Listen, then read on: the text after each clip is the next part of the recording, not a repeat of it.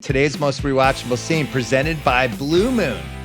Now that things are opening up a bit, it's been great to get out to some of my favorite bars and restaurants for a bite and beer. I actually have been doing that. Feels incredible to be back in places you know you enjoy. Kind of like a Blue Moon is going to be great every time, especially when it's in a frosty pint glass with that signature orange garnish. Celebrate responsibly. Blue Moon Brewing Company, Golden, Colorado. Ale. What's interesting about this movie is I had one rewatchable scene through the first 45 minutes. A lot of character development, Shea. Yes. A lot. We're really, really getting some backgrounds. You don't think you're fine. You think this movie wasn't too long? No, I think it was 30 minutes too short. That's Okay. how I feel about it. That's how I feel about it. The scene where Will is waking up and doing like his morning routine, that should have been 40 minutes just of him doing that. I had for most rewatchable scene. First one, the spaceship arrives. Mm-hmm. And everybody's like, wait, and it's just gigantic. I'm trying to imagine, like, I don't feel like the people were scared enough just at really any point in this movie. Like, I'm in Boston right now. If just this giant spaceship just kind of hovered over the entire city and made everything dark, I'm positive I would be scared. Mm-hmm. You wouldn't walk outside and be like, you think you're better than me? maybe they would do that in Boston. I like the special effects, though. The next one is Goldblum warning the president about what's really going on right as the welcome wagon got demolished. And you knew the guy was in trouble. It was like, how many black characters are in this movie, Shea? Like 5? Not and you enough. knew it's like, oh, that pilot, he's dying.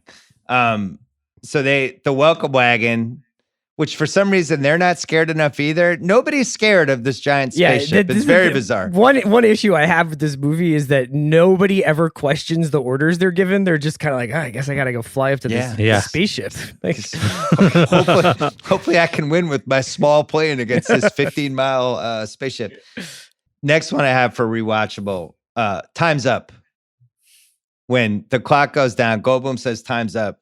Everything starts blowing up, Shea. Everything. Every single thing in the movie is blowing up. Somehow you know the dog's going to survive, though. Vivica A. Fox's dog. That thing. We'll watch hundreds of thousands of people blow up in 2 minutes, but that fucking white lab is making it. Boomer. Yeah, he's making it.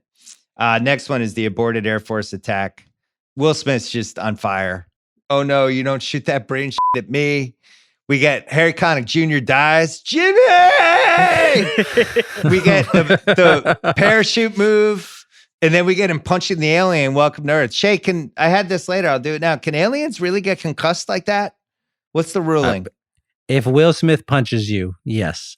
All of this, all of the stuff we're going to talk about, for me, it all leans toward Will Smith. Like any best scene is going to have him in there. That stretch you're talking about there, when I watched this the first time, I was 15, 16 years old or whatever. It was the single coolest thing I had ever seen, ever. The coolest guy on the planet. He's a fighter pilot. He's not afraid of these. He's not only not afraid of the aliens, he's talking shit to him. That's the thing. Which I always appreciated. I'm a big Reggie Miller guy. He beats him in an air fight, gets out, tells him that's what you get, motherfucker, goes to the ship, punches him. He gives him 2 one-liners, not one. Yeah. Welcome to Earth. Counter one-liner. Boom. And then I thought of another one, and then he does another one. And then he's dragging him through the desert. And the whole still talking shit to him. It's just like a one-man show. Like, that's where Will Smith becomes Will Smith, is when he's dragging that alien across the flats, and he's just like, what's that smell? It's amazing. The exact moment. That's the moment when you're like, this guy will be in my life forever. What current NBA star could have pulled off that entire Will Smith sequence? Trae Young? Just like talking? Irrational, confident talking. Like you said, Reggie Miller, he's retired. I feel like it's Trae Young. It's definitely not Ben Simmons. Would you Ben send Simmons Jay Crowder against the alien? Jay Crowder gets a flagrant one. Yeah. Next one is the Area 51 scene. It's good. It's just, I always it's like where there's a secret room or a secret building and you have to go down. You have to go, there's a staircase or an elevator down. Great stuff. Get a little Adam Baldwin. Yeah. Adam Baldwin. It's like, oh, this guy. Opening the alien's head I had as a rewatchable scene when all of a sudden there's that other alien. It's a little Quato, Total Recall-y, tiny bit. Yeah. You got the second one in there and then he's just not friendly. That's my takeaway. Not a friendly second alien. He's talking through the humans, die. And then they go, is this glass bulletproof? Boom. And then people don't know this about me and Greenwald, but on the watch, he actually has his fingers wrapped around my voice box and he just squeezes out my takes. Yeah. The speech, which is my vote for most rewatchable. The 4th of July will no longer be known as an American holiday, but as the day when the world declared in one voice, we will not go quietly into the night. We will not vanish without a fight. We're going to live on. We're going to survive. Today, we celebrate our Independence Day.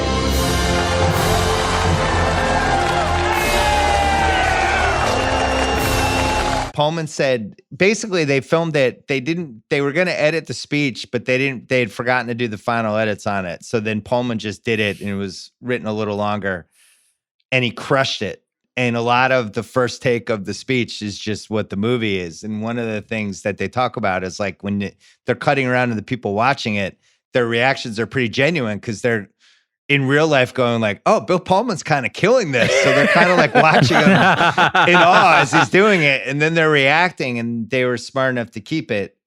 Devlin said the only thing we changed from that rough draft was we added at the last minute the line, today we celebrate our Independence Day, because the studio was starting to change the title to Doomsday.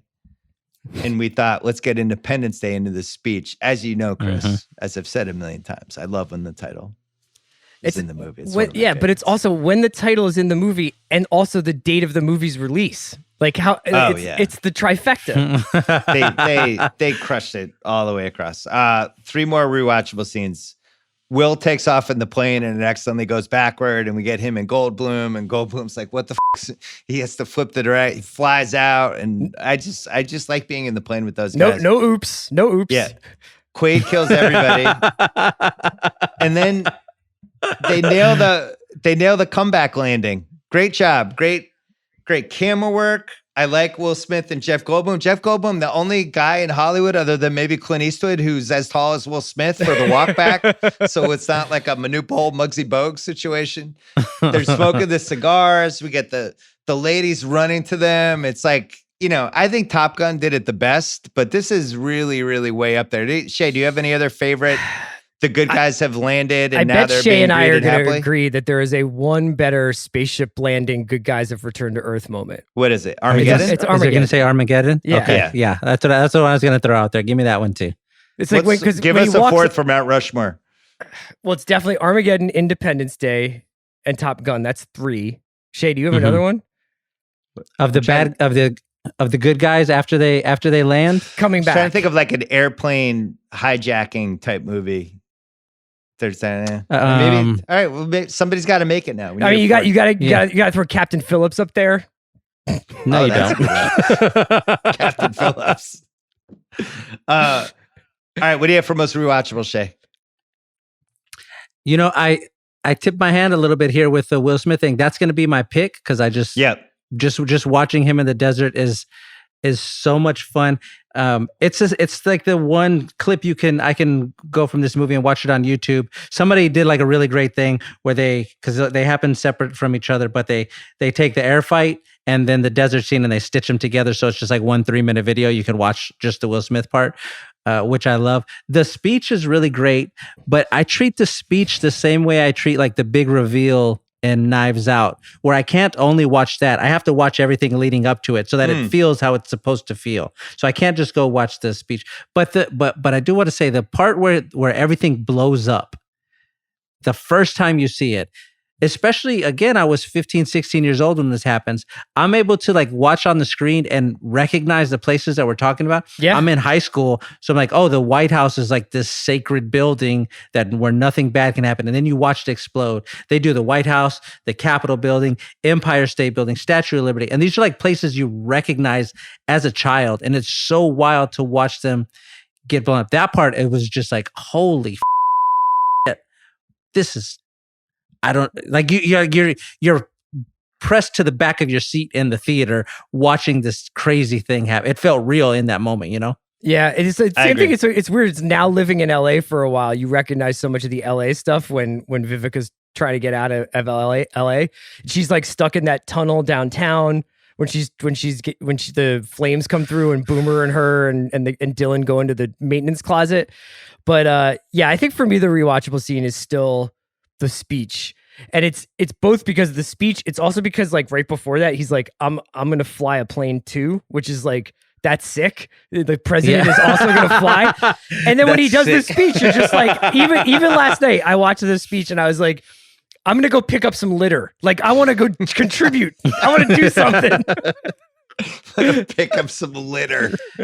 The director, Roland Emmerich, he does this in he's got a lot of movies where he blows shit up. So he does it here. We mentioned Godzilla. He does it in The Day After Tomorrow. Yeah. He does it in 2012. Like, he's so good at showing you a thing and then exploding it and making you feel something. I wonder I would love to know like how that became like his signature thing. Like what's he like? What's he like to watch like Game 5 of the Clippers Sun series with? Or is he just thinking of just blowing up the arena? Yeah. I would love to blow up explosions? Phoenix Suns arena. It'd be great to blow that up. He's just like, wow, the basketball court would it just blow straight up? Or you're like, hey, settle down, Roland. Hey, that was today's most rewatchable scene presented by Blue Moon. Blue Moon on a mission to bring some brightness to your life, break up your routine. Speaking of which, be sure to try Blue Moon's latest brew. Blue Moon Light Sky, light and refreshing wheat beer. You switch things up this summer. Perfect for daytime drinking, like seeing some live music, or maybe tubing down a river, or maybe seeing some aliens. Celebrate responsibly, Blue Moon Brewing Company, Golden, Colorado Ale.